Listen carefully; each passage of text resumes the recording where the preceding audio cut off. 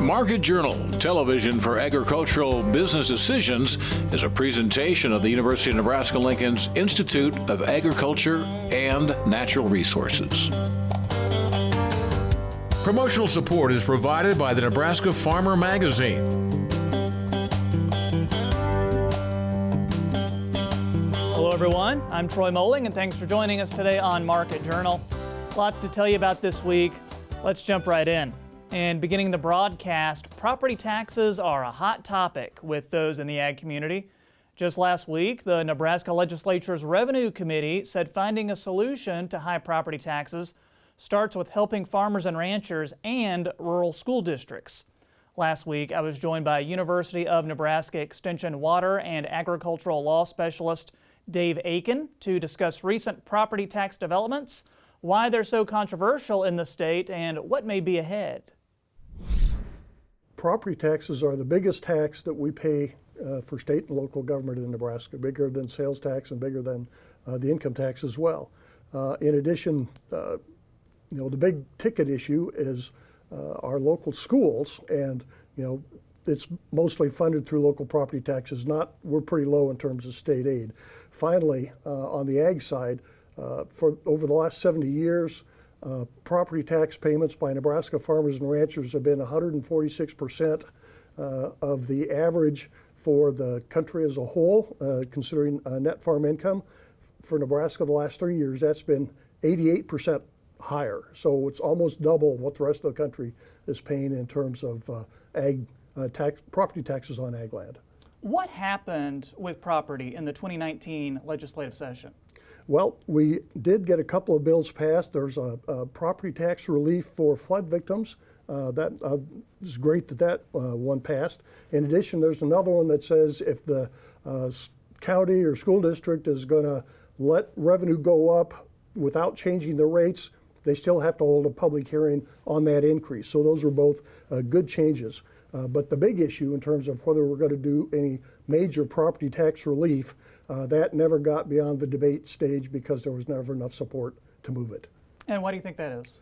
Well, first thing the bill did was that it was going to change the state aid formula, which meant that more aid was going to go to rural schools, less aid was going to go to urban schools like Lincoln and Omaha, and the urban senators were made very much aware of that and really didn't support the bill from that point on.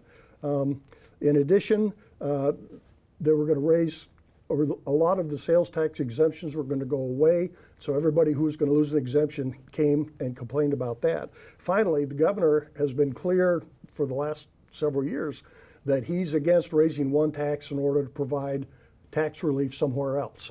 And so raising sales taxes in order to lower property taxes was a non-starter with the governor. So all that being said, where did things end up? Well, it was, we didn't get anywhere in terms of property tax relief. They were at least 5 votes short of what they needed to move to the next stage of legislative debate.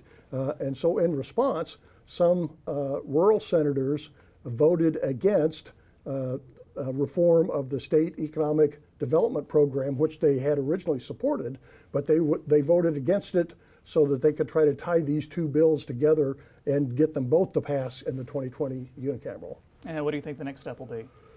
Well, the Revenue Committee is meeting with the governor, and I think they're trying to meet the governor at least halfway in terms of how he would like to go. I think the property tax relief package is going to be smaller than urban senators were hoping for in the 2019 legislative session. And I think we'll see some restrictions on property tax increases and local spending. But there's a lot of stuff that we still don't know.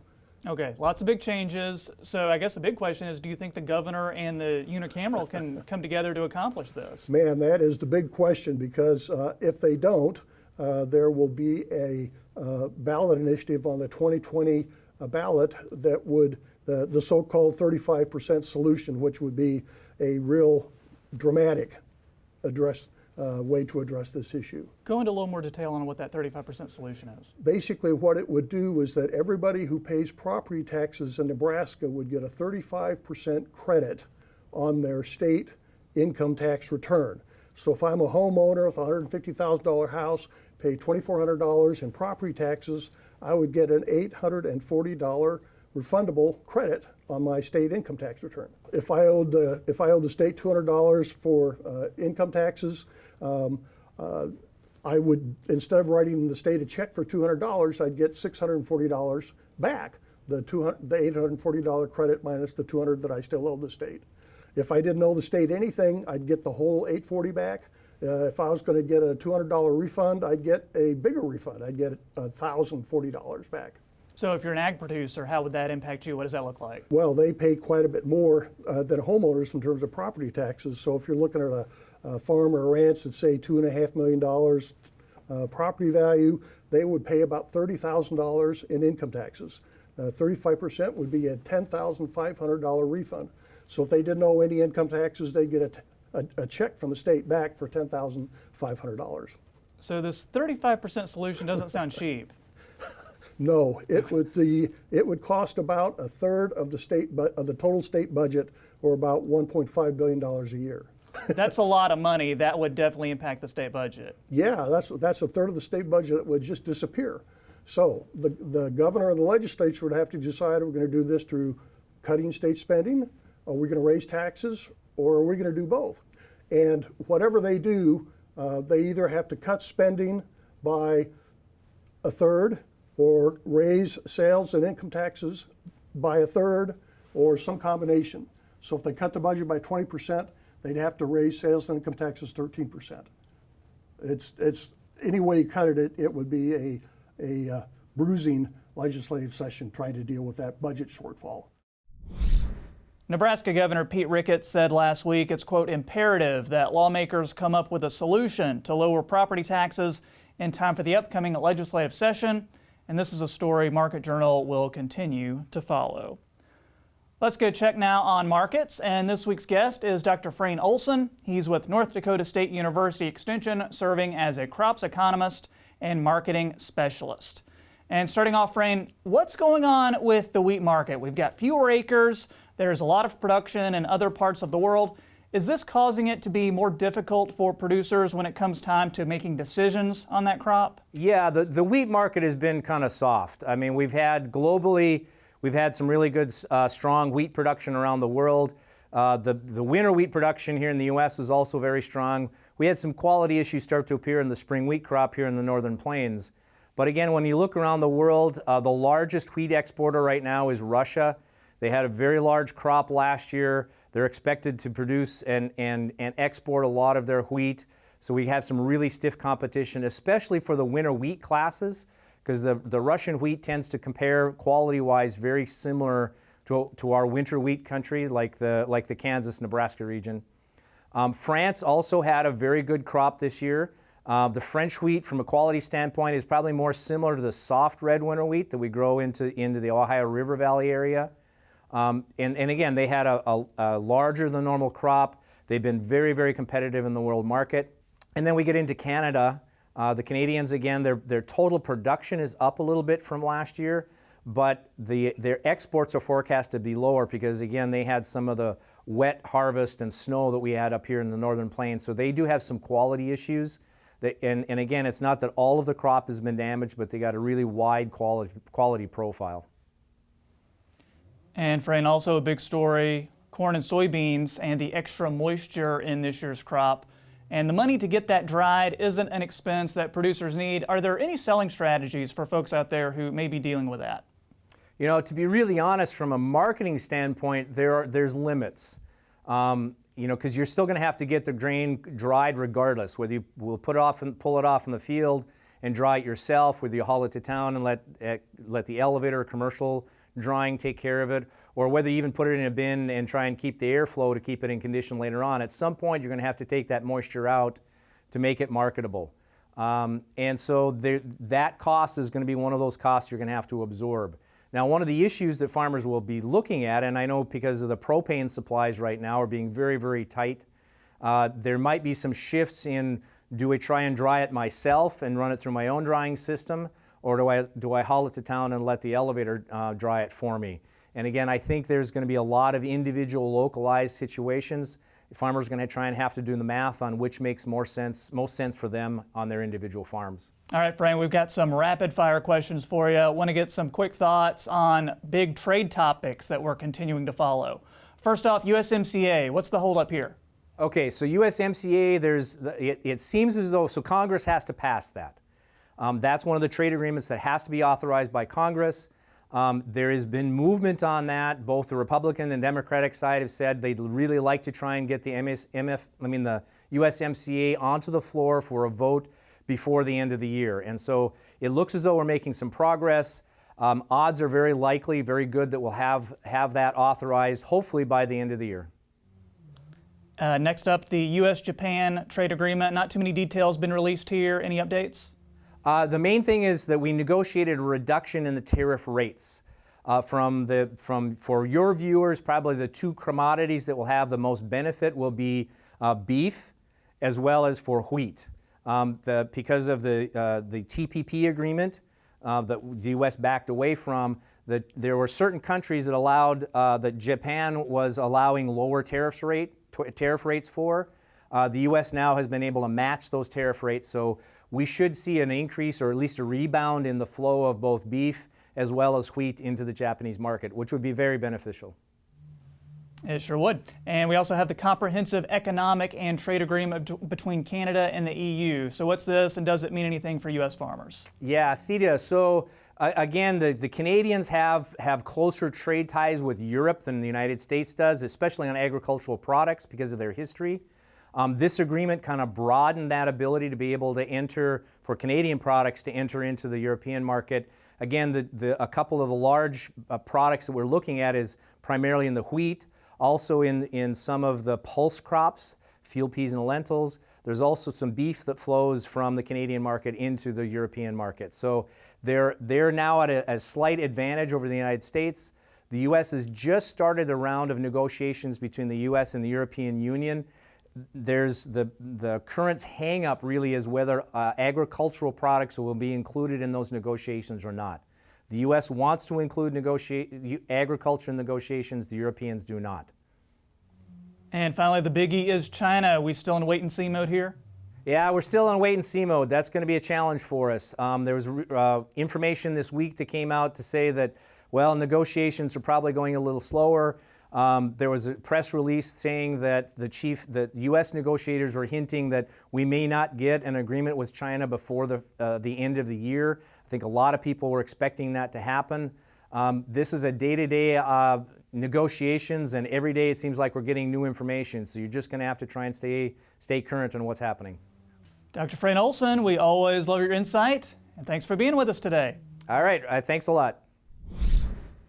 Next week, we'll be joined by UNL livestock economist Elliot Dennis. This will be his first appearance on the show. So if you have a question you'd like for me to ask him, email us or get a hold of us on social media, and I'll pass your question along. Time for this week's trivia question, and Thanksgiving is less than a week away, and that means a whole lot of food. So this week, we want to know how much of the average American's income is spent on food. Is it 10%, 15%, 20%? Or is it 25%? Make your guess, and I'll have the answer after Al's forecast. And it's time for weather with Nebraska Extension Ag Climatologist and Market Journal Chief Meteorologist Al Dutcher. And Al, this week was pretty mild to start off, but cool right now. What can we expect for the week ahead? Well, Troy, we did see the warm weather that came in this week. That finally broke a long stretch of a below normal temperature, especially across eastern Nebraska. Looking at Omaha, they went 24 straight days with below normal temperatures. And the reason I shrugged is because as we go through this next 7-day period and look at the two major models that are used to forecast across the United States, the European and the GFS model, they're in polar opposite trends of each other as we go into even the first part of next week. So this is probably going to be a blown forecast to some extent. But we do have a couple systems that are coming down the pipeline that bear watching, especially as we get into the Thanksgiving Day travel period.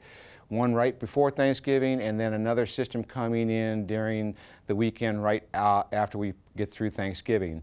And then yet some more are coming down the line. So no matter what, pay attention to the weather because this is an evolving situation and we're likely to see many changes in this forecast over the next 7 days with the potential to either see rain, snow, or nothing at all. So as we go to the upper air models, the first thing we'll draw your attention to is the trough responsible for the weather during the midweek is pushed off to the east. We're starting to see a warming trend this weekend, and it's going to be a really nice weekend across the state. Temperatures will be coolest in the northeast. Under the influence of high pressure, we'll be probably into the mid to upper 40s with 50s around the remainder of the state. Most of the precipitation well off to our east associated with that trough.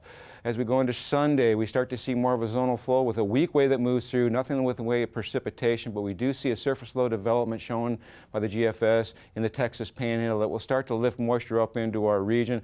But the main focus of precipitation on Sunday will be to our northwest. By Monday, this trough drives deeper into the southwest, starting to see a surface low forming in the Texas Panhandle. Cold air will start to migrate into northwestern Nebraska, touching off some light snow and accumulating snows in the mountains. The biggest question is, as we get into Tuesday and this system ejects out, will it eject eastward or northeastward? And if it ejects eastward, we're fine and dandy. If it ejects northeastward, we're going to see some precipitation across the state and we could see some accumulating snowfall. So for right now, the GFS is taking the main core of accumulating snowfalls just to our south. But again, pay attention to the weather. It could change. And on Wednesday, the trough starts to deepen according to the GFS. We have a bunch of energy circulating around this upper air trough, and it will start to eject that energy out in the post-Thanksgiving Day period. So we're going to see some intense stormy activity in the Intermountain region, and the GFS really drives this trough down south. I think it might be overplaying this somewhat, but the main emphasis is going to start to eject low pressure systems at the surface. So we'll get a northwest Kansas surface low development in south central portions of North Dakota. That will start to congeal into precipitation. We could see some snowfall starting to break out as early as Thursday night, Friday morning in the northwest. And then the main activity starts to shoot out as we get into Friday into the southern plains as a deep vest of moisture starts to work toward the north. Cold high pressure to our south will start to fill in. So depending on which wind beats which will determine the overall path of this, but it looks like we do have a decent shot of precipitation, at least across Kansas and points to the south. A little bit of a question here across Nebraska, but we need to pay particular attention as this system ejects out on Sunday. It's very possible we could be dealing with a winter storm across the central plains. Further out, the 8 to 14 day forecast kind of keeps that trough in place through the first full week of December, so cold conditions underneath of that upper air low. And in terms of precipitation, of course, with this system ejecting out moisture, we have a couple more systems to deal with through the first week of December, and then some very cold air looks like it's going to filter in the second full week of December. Thanks, Al. Back to trivia now, and this week we asked, how much of their income does the average American spend on food? The answer is A, 10%. That's the lowest of any country behind Singapore, the UK, Switzerland, and Canada. Nigerians spend the most on food at over 56%. They're followed by people from Kenya, Cameroon, Kazakhstan, and Algeria. Next up, since the initial report of African swine fever in August of 2018, China's swine herd has been decimated. And there are concerns of cross-border contamination too. Just this month, it was reported an infected pig washed up off the coast of Taiwan. Market Journal's Bill Dodd recently caught up with Iowa State Extension swine veterinarian Chris Rademacher to discuss a recent university grant to better understand how ASF survives and how to test pigs for the virus. Bill, what are the main concerns for swine producers at this point? Thanks, Troy. As many people already know, ASF is a highly contagious virus that could pose a great threat to America's swine industry, which is currently free of the disease. The U.S. is the largest pork exporter in the world, raising more than 115 million hogs valued at $24 billion annually. Now, experts, including those at the National Pork Board and Department of Homeland Security, are doing everything they can to make sure this endemic doesn't reach our shores. ASF has spread to more than 50 countries, including the world's largest pork-producing country, China. The endemic is still very problematic to the Chinese markets, as 160 active cases have been reported and over 1 million pigs culled officially to date. However, things may have been worse than the reported numbers reveal, as improving the situation has been a slow and gradual process. What I would tell you is unofficially, those numbers are extremely low. The impact is much, much higher than that.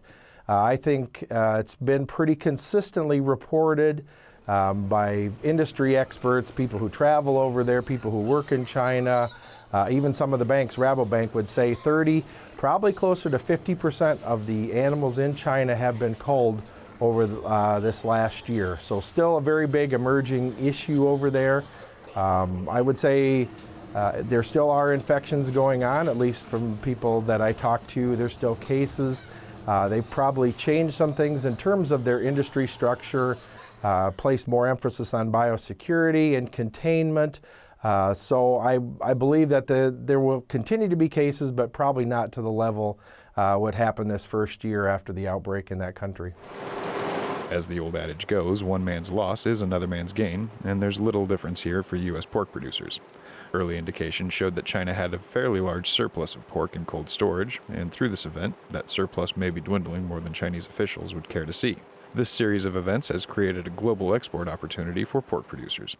That cold storage has probably been pretty much depleted, so what we're starting to see now is increased amount of exports from the U.S. and from other countries going into China. Now certainly that trade probably is somewhat dampened by the tariffs and the trade war. So if we get to a point where the trade deal gets struck, and that was some of the first requests I know during this first phase of that negotiated deal, is they wanted to bring additional agriculture products, pork being one of those products, into the country to help backfill some of that shortage. But honestly, even if they start taking a lot of exports from other countries, it probably provides an opportunity for U.S. pork to export and backfill some of those holes from other countries as well. So in the short and medium term here, certainly is a good opportunity because we are certainly producing way in excess of what we consume here. One major concern is, if the virus were to make its way to American soil, there would be a scenario that would compound the efforts and sheer manpower it would take to ensure the disease is eradicated here. That is, our wild or feral hog population. When Europe had an outbreak of AFS in the early 2000s, the wild hog population was a contributing factor in spreading the outbreak and made it very challenging to contain the disease. When the virus first moved there into Eastern Europe in about 2007, it got into the wild boar population, and wild boars tend to be pretty migratory. So what they've seen is that virus has slowly marched across Europe from east to west, and they figure wild boars are one of the vectors. So we would have the same concern here. The issue may be, even though the commercial herds may be negative, if it gets into the wild boar population, then we know that we always have the virus very close by. And if we have a situation where those wild boars can get close to or have access to commercial farms or even backyard farms at all, we're going to continue to have a source of that virus. And it probably will hinder our ability to clean up and declare our country negative for African swine fever too. So what exactly is being done at this point when it comes to deterring AFS from the USA? Recently, the Foundation for Food and Agriculture Research, along with the National Pork Board, awarded over $500,000 to research teams at Kansas State and Iowa State universities to study how AFS survives and how to improve testing among livestock. The hope is if researchers can gain a better understanding of how the disease spreads, they will be better able to control or even stop the spread of the virus here. And we're really just trying to get some really basic epidemiology done on this virus. The virus has been around since the early 1900s, but until about 2007, it was primarily a disease just in Africa. So we really don't know that much about that virus at all. So most of the learning that we've had has probably only happened over the last 12 to 13 years. Some of that work will continue on looking at different feed mitigation possibilities. So trying to find a combination of different compounds, feed ingredients that could potentially inactivate that virus if it was in the feed, as well as some really basic information. They did some really groundbreaking work looking at the amount of virus it takes either in the feed or the water, and unfortunately the situation for either of those is it doesn't take very much to create infection. So most of that I think we'll continue to look at ways that we can potentially mitigate it if it would come over in contaminated ingredients, as well as just trying to understand how quickly does it move through a herd and what sort of tests can we develop for early detection. To date, effective treatments and vaccines for the virus have yet to be created. However, it was reported this week by Reuters that China had launched an investigation into the use of illegal ASF vaccines. Reports had been circulating online of pig farmers using unapproved vaccines in an effort to help curb the spread. but officials fear that using a vaccine based on other virus strains could worsen the situation. Meanwhile, China's agricultural minister urged pig producers to increase swine production efforts as potential political backlash could be looming over the threat of a pork shortage. While the wholesale price of pork has dipped in China slightly since the beginning of the month, they still remain 157% higher than this time last year. Troy, that's what I've got my eye on this week. I'll send it back to you. Thanks, Bill. Something we'll continue to monitor for sure. Ending the show today, and Trade Matters is a new podcast from UNL's Institute of Agriculture and Natural Resources and the Clayton Yeutter-Institute of International Trade and Finance. It focuses on the fast-moving dynamics of trade policy and how its impacts are felt locally and around the world. Trade Matters looks at trade with guests from backgrounds in politics, journalism, banking, and more. The Yeutter-Institute's director, Jill O'Donnell, hosts and interviews the experts. U.S. agriculture is extremely productive. It is the best in the world, and the U.S. typically runs a surplus in agricultural trade. And I think understanding the many forces and dynamics that allow that to happen are important to understand in order for U.S. agriculture to maintain that advantage. You know, international trade is something that takes a little time and effort to understand. There are just so many factors and forces that influence it. And so I think that this podcast helps to bring something into the foreground that tends to operate in the background of our lives and to make it a little bit more tangible. And so I think that the more understanding a person can have of what makes this system possible, what makes those ag export markets possible, what might be threatening access to those markets, for example, is important to have an understanding of in order to maintain U.S. agriculture's advantage. Episode 6 of Trade Matters was just released and includes an interview with guest Katrin Kuhlman about emerging trade in Africa. You can listen to the episode of Trade Matters through the Yeutter-Institute's website or most podcast platforms, and we've included more information on the Market Journal website. That's going to do it for this week's show. Remember, if you missed a story, you can download the Market Journal mobile app or follow us on social media to join in on the conversation. Next week, when thinking about fertilizers, why not try going organic? Learn some things to keep in mind when applying manure. Plus, it's time to reevaluate cow-calf share agreements and cash lease agreements for the new year. Our expert gives you some things to remember. All that and a whole lot more. We'll see you next time. I'm Troy Moling. Thanks for watching and have a wonderful Thanksgiving. Join Market Journal online at marketjournal.unl.edu. You can also follow us on Twitter, Instagram, and Facebook. Promotional support is provided by the Nebraska Farmer Magazine. Market Journal is produced by the University of Nebraska-Lincoln's Institute of Agriculture and Natural Resources.